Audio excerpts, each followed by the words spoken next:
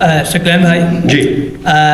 Pakistan cricket board पहली मरतबा domestic level पर चैंपियंस टूर्नामेंट करवाने जा रहा है। आपके ख्याल में, क्योंकि डोमेस्टिक सतह पे बाकी टूर्नामेंट तो पहले ही होते हैं, तीनों फॉर्मेट में ही होते हैं, T20, वनडे और फर्स्ट क्लास भी होते हैं, तो ये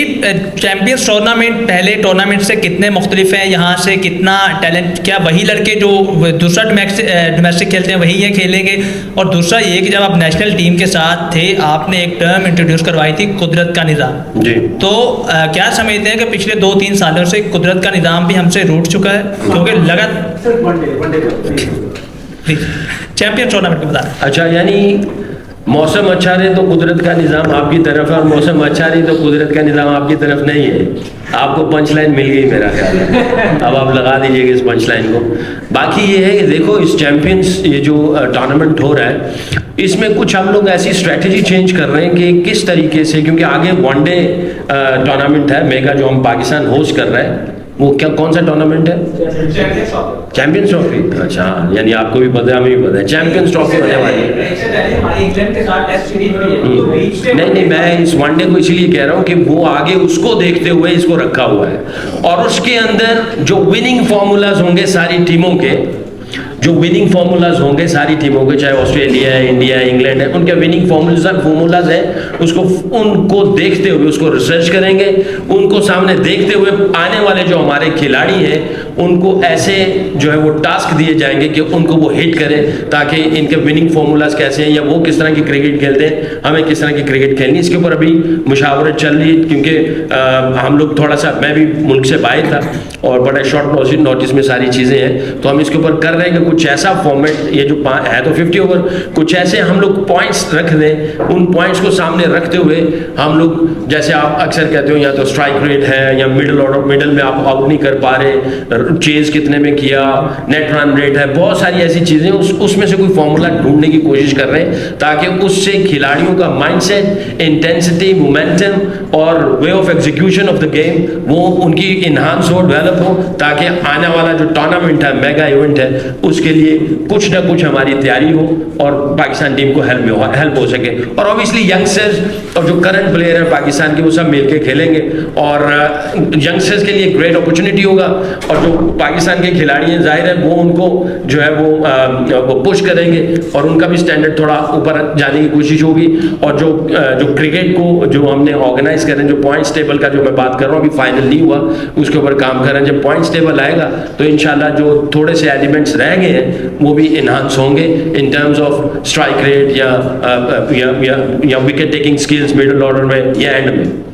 अस्सलाम वालेकुम। सकलैन भाई, आप लोग 3 साल के प्लान के साथ आए हैं चैंपियंस कप डोमेस्टिक सिस्टम को ठीक करने के लिए। आपके नज़दीक जो सिस्टम की स्टेबिलिटी है वो नहीं है, मतलब कि कोई भी अगर कोई कदम लेता है चीज़ों को बेहतर करने के लिए डोमेस्टिक सतह पे, इंटरनेशनल सतह पे, तो मतलब कि अगर सिस्टम चेंज हो जाएगा तो आपके नज़दीक इसको किस तरह लीगल किया जाए कि चैंपियंस कप हर साल होती रहे? ये ना हो कि अगर PCB का सिस्टम चेंज होता है तो फिर champions cup rotation Pakistan junior league शुरू हुई लेकिन रुक गई, तो इसको किस तरह मुस्तकिल बुनियादों पर कराया जाएगा ताकि हर साल हो, और जो 3 साल का आपका प्लान है ये करामत हो और 3 साल बाद हम कह सकते हैं कि पाकिस्तान को अच्छे प्लेयर मिले? देखिए, ये सवाल आपका मेरे से नहीं बनता, मेरा जो काम है मैंने उस तरफ देखना है, बाकी हालात आगे क्या आते हैं, महीने बाद, 6 महीने बाद, 8 महीने बाद, I am not going to look into that. मुझे जो अपना प्लान स्ट्रेटेजी बनाना है, मैंने 3 साल की कमिटमेंट की है कि मैं 3 साल में जो है अपने इस रीजन को, या हम सब मेंटोर ने मिल के 3 साल में कहाँ जाना है, हमने अपनी एक डायरेक्शन जो हमें दी गई है उस डायरेक्शन को तयन करना है, और उसके ऊपर हमने स्टेडफास्टिंग, उसके ऊपर इस्तकामत के साथ चलते चले जाना है। बाकी हालात कल को क्या होते हैं वो अल्लाह जानते हैं।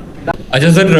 हमने देखा है कि पाकिस्तान के साथ जब आप काम करते रहे हैं उस टाइम पे बड़ा इजी माहौल था और पाकिस्तान की टीम भी अच्छी परफॉर्मेंस दे रही थी, आपने किसी प्लेयर के ऊपर दबाव नहीं डाला, टेक्निक चेंज नहीं की। इस चैंपियंस कप में जो पैंथर्स होगा उसमें एज ए स्पिनर लेजेंड